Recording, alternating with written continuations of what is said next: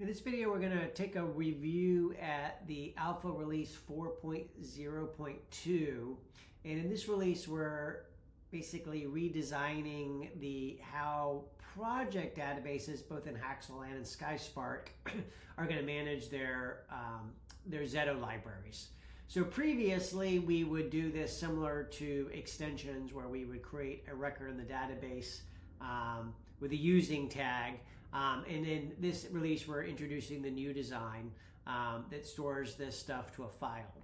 So now we're going to see basically in your project database, you have this directory called NS, okay? And you have this text file with your libraries here, okay? So this is what's going to determine your libraries on a per project basis.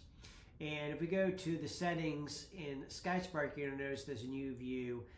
This used to be called usings. This is now libraries, and you can see we've got all of our libraries here. Now, if I was to enable a library, let's say go ahead and enable AshRay36, you're going to see that will go into my Xeto libraries for this project, and then we're going to see that updated this file here. Likewise, I can delete it from this file, and I can reload from here, and it'll reread everything from the file system there, and you can see it disabled. So we're moving everything to the file system in terms of Xeto library management. The other thing we're going to do is, notice you still have your boot stuff here. Like, for example, you can't disable a boot library. Now, the other thing you notice is this special library called project, okay? And this library is basically always called project, and it's based on each project can have their own specs in this library.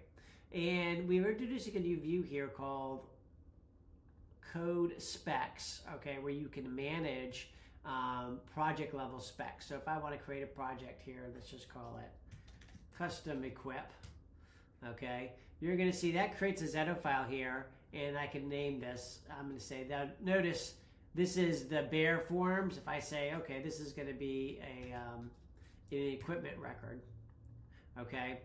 Now what's actually got saved here is the name here, okay. And this actually now is a spec in my library. I could say spec custom equip,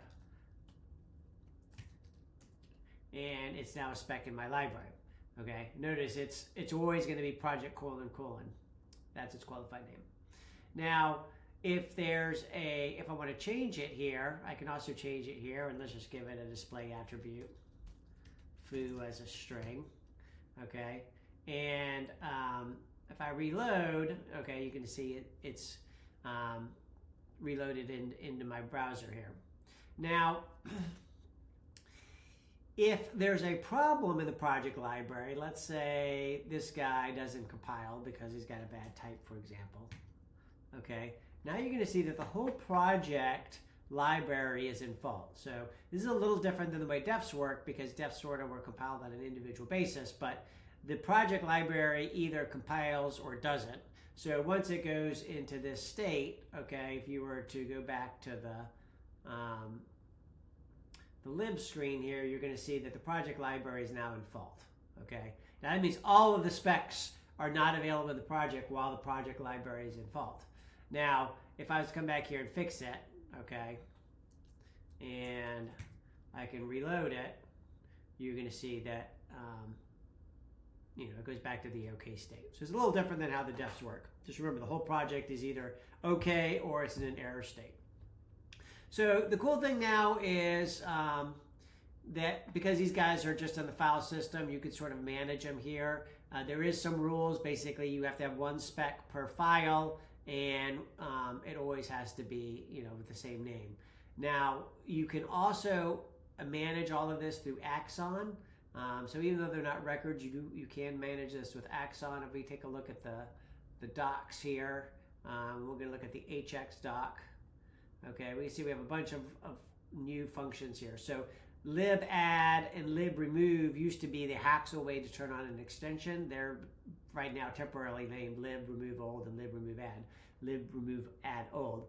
So you have lib add, and this basically now is how you would turn on or add libraries to your project, and they'll add them into this file. And then you also see we have some functions called project spec add, project spec read, project spec remove, project spec rename, project spec update.